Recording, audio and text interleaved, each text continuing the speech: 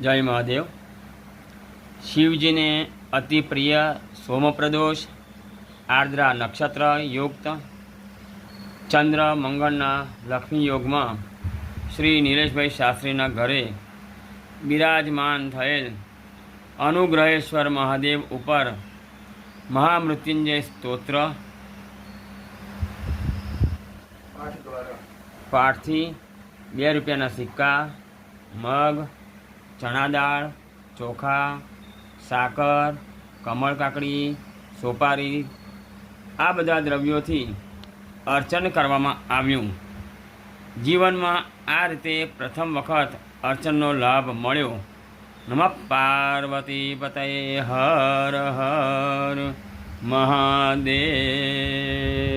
હર।